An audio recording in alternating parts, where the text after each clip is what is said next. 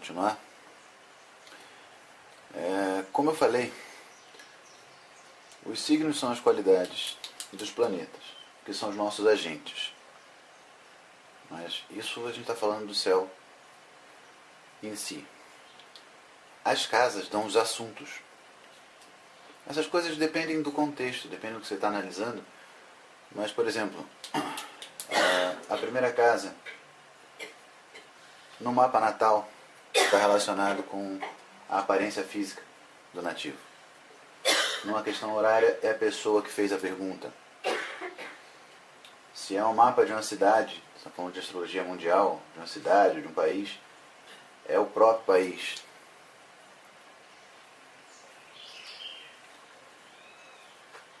Então, enquanto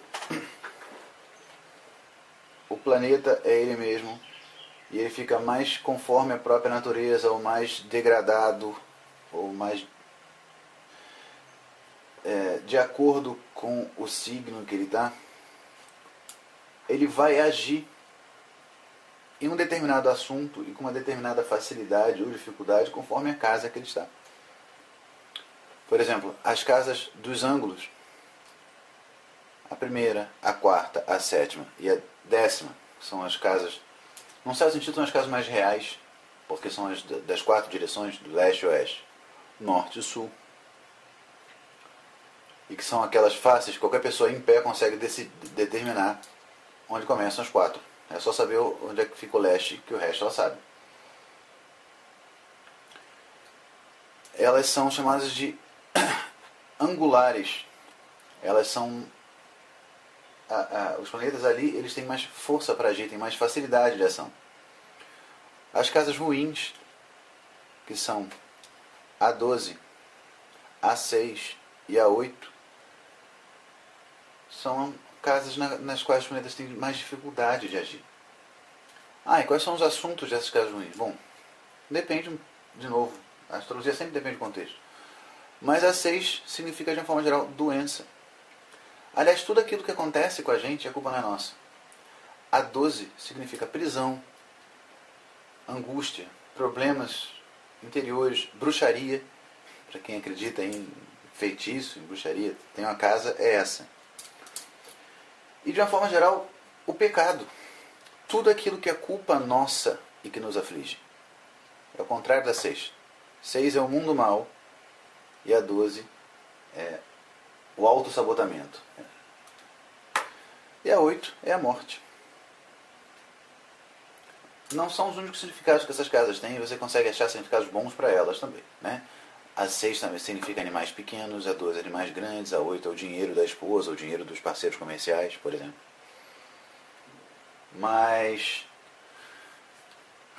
elas são, de forma geral, casas difíceis, casas que atrapalham a ação.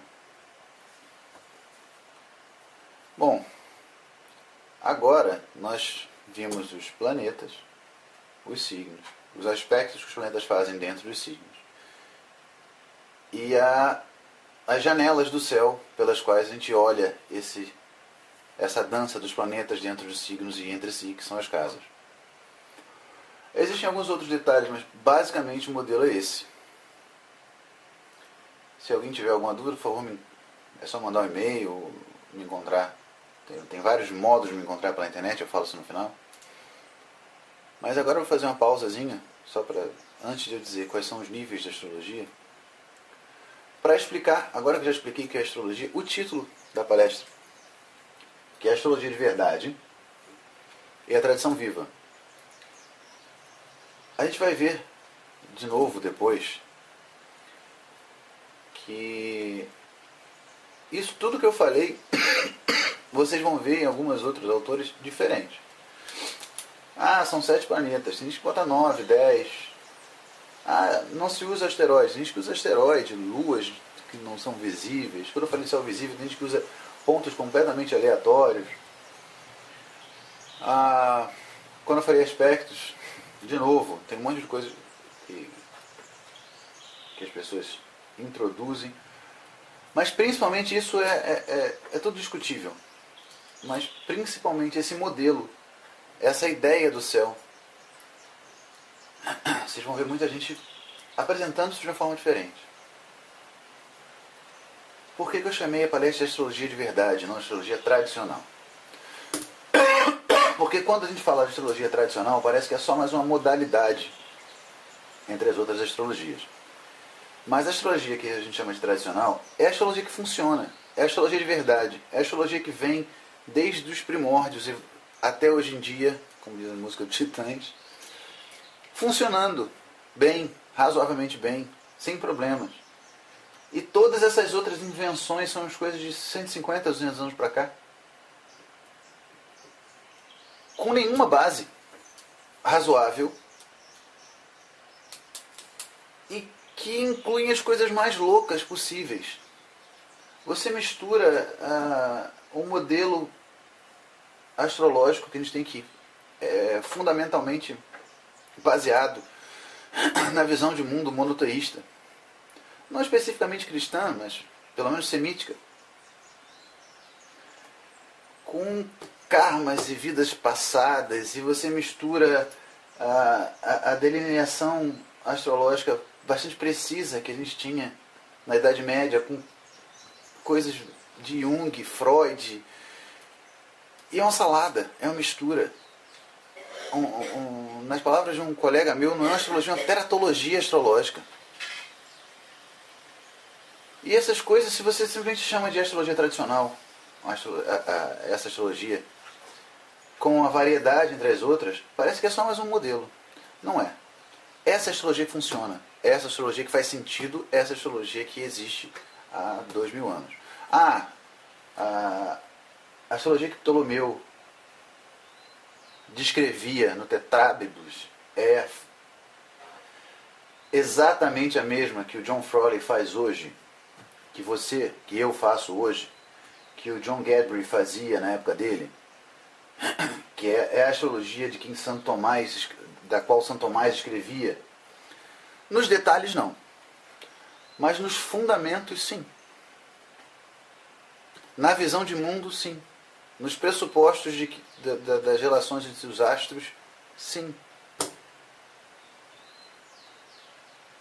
Enquanto isso não é verdade dessa astrologia com as outras. Você vai ouvir gente falando que a casa 12 é a casa onde tem os seus anjos da guarda. Você vai ouvir gente dizendo que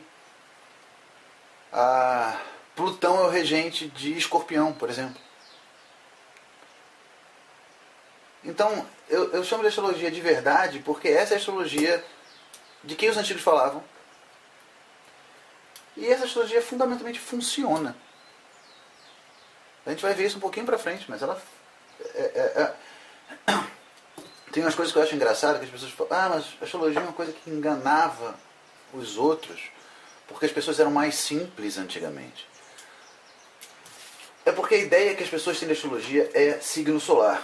Então, realmente, se tivesse um jornal na Idade Média falando do sol de cada signo, provavelmente as pessoas iam comprar. Elas comprariam qualquer coisa para se distrair. Mas o modo de astrologia mais comum naquela época não era esse. E não era nem astrologia natal. A astrologia natal era uma coisa de reis. Reis e nobres tinham mapa natal. As pessoas comuns não tinham, porque não sabiam a horário que tinham nascido. E era assim, a pessoa ia no astrólogo e falava, a minha vaca sumiu. Você sabe onde é que ela está? E o astrólogo abria o mapa e olhava, olha, ela está a mais ou menos uns 2 quilômetros a nordeste, perto de uma casa abandonada. Aí existiam duas coisas que podiam acontecer. Ou o astrólogo acertava, ou ele errava. Se ele errasse, a pessoa podia até tentar uma segunda vez, mas ela não ia ficar tentando sistematicamente em cima de um cara que sempre erra. E se ele acertasse a segunda vez, acertasse a terceira vez, ele ia começando a ter fama de astrólogo bom. É muita arrogância pensar que essa pessoa que ia lá perguntar da vaca era facilmente enganada pelo astrólogo. O astrólogo falou, não, mas na verdade é porque você não recitou o seu mantra da sorte, ou você não vestiu verde quando procurou a vaca, por isso que ela não está lá. Isso é um tipo de idiotice que só um homem moderno faz. A gente é arrogante achando que a gente é mais inteligente que as pessoas daquela época, mas é o contrário. Esse tipo de tolice, de ingenuidade, é uma coisa especificamente nossa. De pessoas prevendo estados emocionais. Né? A pessoa prevê que você vai perder a perna. Aí você não perdeu a perna, mas você sentiu como se fosse... Tinha uma angústia relacionada à perda da perna. Então o astrólogo não errou. Isso é uma bobagem. É por isso que eu tenho um certo problema em chamar a astrologia de astrologia tradicional. Não que ela não seja tradicional. É claro que isso foi inspirado também no livro do Crowley, que é a astrologia real. Né? Astrologia de verdade. É também uma brincadeira com o livro dele que eu menciono no final. Mas é verdade. Eu também não gosto de chamar de tradicional porque parece que as pessoas estão fazendo aquelas divisões de astrologia clássica, astrologia helenística, astrologia medieval. Eu acho muito engraçado quando eu ouço a pessoa se definindo como um astrólogo medieval. Astrólogos medievais estão mortos há alguns séculos. Astrólogo helenístico está morto há um pouco mais de tempo. Você pode usar técnicas deles ou não, ou misturar, mas você não é um astrólogo helenístico, você não é um astrólogo clássico, você é um astrólogo medieval. Você é um astrólogo moderno. No sentido de que você está vivo agora, astrólogo contemporâneo. E eu chamo o substituto a tradição viva por causa desse outro problema que eu vou falar agora. Existem dois problemas com a astrologia, né? Eu falei que ia fazer no começo uma crítica grande, e eu deixei para fazer agora, depois que as pessoas tivessem tido uma noção do modelo astrológico, para eles vão saber mais ou menos o que eu estou falando. Existe esse problema que é mais comum com o astrólogo moderno, mas existe um pouco nos astrólogos tradicionais também. De aceitar qualquer novidade, de não ter o menor rigor nas mudanças, de tentar inserir qualquer bobagem, ou até coisas boas de outras tradições, por exemplo, tentar enfiar a ideia de karma, um negócio que eu já vi várias vezes, na astrologia ocidental. A ideia de karma funciona muito bem na astrologia védica, porque é uma noção hindu, ou uma noção budista. Eu não sei nada se há uma astrologia budista, mas se houver, ela talvez funcione muito bem com essa ideia de karma. Mas não é algo que possa ser enfiado, o karma de vidas passadas, de vidas presentes, futuras, o escambau, num modelo astrológico ocidental. Além de milhões de outras coisas. Eu já fui chamado de machista por ter dito que a lua negra é uma bobagem. E eu até hoje não consegui entender como que inventaram essa lua negra. Mas é uma lua que não existe. É um ponto falso, um ponto simplesmente que não tem nenhuma conexão com o céu, com a vida real. E várias outras bobagens. Então esse é um erro comum em astrólogo moderno, em astrologia moderna. Mas existe o erro contrário, que esse é muito mais comum em quem estuda astrologia tradicional, que é a veneração pelo antigo. É o gosto pelo cheiro de livro velho. Gente, tradição não é algo morto. Isso se chama antiguidade e deve estar cheio em museu. Tradição é uma coisa, ela tem que ser viva, porque senão não é mais uma tradição, é uma ex-tradição. Ela morreu. Novamente é mais fácil para pessoas que têm alguma religião entenderem isso. As tradições religiosas são correntes ininterruptas, apesar dos problemas históricos, apesar de que a história dá esse monte de volta. A tradição cristã tem 2000 anos de idade, 2000 e alguma coisa, desde o nascimento de Nosso Senhor, com este nome, né? Porque ela remonta à criação do mundo, ela remonta ao primeiro homem. É um negócio que as pessoas não lembram, mas demoram para... Às vezes nem todo mundo percebe, mas Cristo não nasceu com Cristo. Né? Não temporalmente, no nascimento carnal dele. A encarnação foi a culminação de algo, mas, num certo sentido, a religião de Adão, a religião do primeiro homem, era o cristianismo. Os muçulmanos têm a mesma visão. Os hindus têm a mesma visão. De algo ininterrupto que se perde no início dos tempos e vem até hoje. E a astrologia não é uma religião, estamos falando de outro nível, Mas nesse sentido a tradição astrológica é assim também. Você fazer algo hoje, e mesmo que você invente algo novo, desde que você consiga demonstrar que ele vem dos primeiros princípios, você está dentro da tradição. Não adianta você ficar brigando para descobrir qual fonte é mais antiga ou qual livro é mais envelhecido. Você tem os princípios básicos, os princípios primeiros, e você tem a técnica. Se a tua técnica reflete esses princípios e dá resultado real, ela está dentro da tradição. Se você inventar uma técnica nova que seja conforme os princípios e que dê resultados, ela é tradicional. Tradicional não quer dizer antigo. E eu vou falar isso como se eu estivesse no encontro evoliano. Tradicional não quer dizer guénoniano, né? Faz-se a astrologia tradicional mesmo para as pessoas que nunca leram Guénon, nunca leram Évola, nunca leram Chuon, enfim. Certo? Ah, mas você não há a astrologia moderna não funciona, mas tem alguns astrólogos modernos que fazem um trabalho bom. Tem. Eu conheço vários. Mas, na minha opinião, eles não fazem astrologia boa porque são astrólogos modernos. Eles fazem astrologia boa apesar de serem astrólogos modernos. Tanto que todos os que eu conheço, quando você começa a estudar a fundo o que eles fazem, assim, eles usam astrologia moderna, porque foi a primeira que eles aprenderam. Mas eles organizam de uma forma bastante tradicional a astrologia.